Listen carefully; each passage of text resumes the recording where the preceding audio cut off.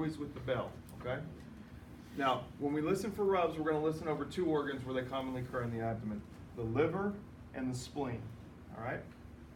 Now, we listened to rubs in the lungs, we listened into the heart. In the heart, it kind of sounded like someone walking on snow, right? Biphasic.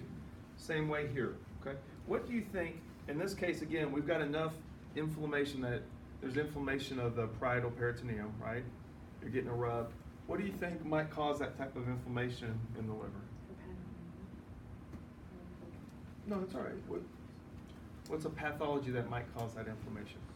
That makes sense. So someone said malignancy, that's one, and there's one even more common.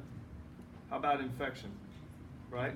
So your hepatitis or even there's some STDs and stuff that can infect the liver, okay? So infection, malignancy are the most common there. In the spleen, it's usually from infarction, okay, which means lack of blood. So that could be perforation, trauma, or thrombosis are the two most common causes in the spleen that cause enough inflammation that you start to get friction. All right. Regarding the spleen, just quickly, because I don't know if I said this in lecture or not, but when the spleen is injured, it's the most commonly injured abdominal organ with trauma, right? It can bleed. It's one of those that tends to bleed. There are different degrees of injury, okay? They grade them 1 through 5. Usually grade 1 is less than a centimeter laceration. It's called a hematoma. It may or may not bleed, okay?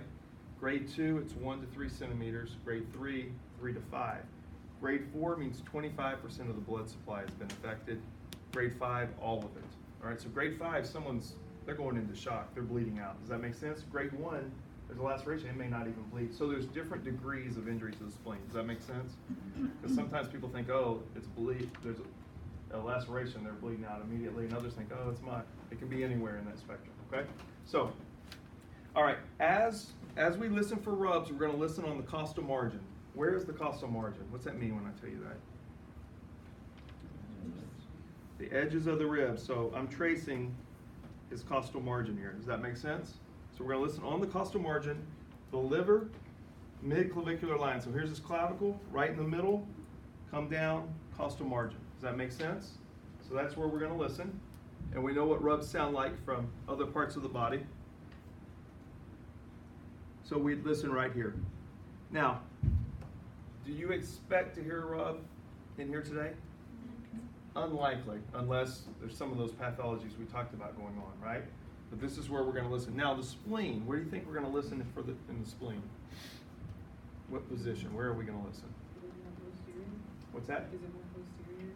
She said, is it more posterior? So it's not mid-clavicular line. You're right. If we keep moving this way, what line do you think we're going to go to? Anterior axillary line. Okay, so on your practical, don't listen here mid-clavicular. Make sure you're out anterior axillary line. Does that make sense? And again, diaphragm. There, okay? Then we're going to listen for bruits. What causes bruits? Turbulence.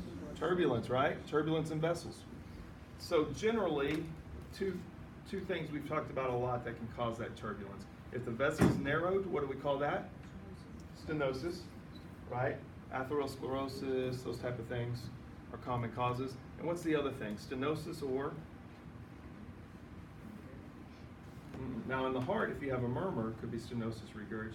But in a vessel, what do we call it if the vessel dilates? Aneurysm, right?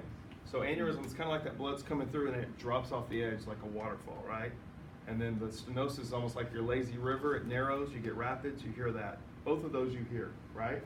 So stenosis or aneurysm can cause turbulent flow that we hear as a bruit. Now, in the abdomen, we'll turn over to the bell, right? And we're going to listen 7 spots. The first is going to be the aorta, okay? And we said aorta is from umbilicus to the xiphoid, right? Just left of midline. So right in here is where we'll listen.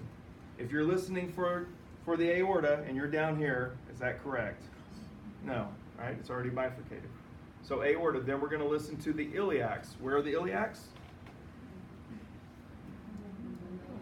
So they're bifurcating at the umbilicus. So, look, they're bifurcating at angles like this. Does that make sense?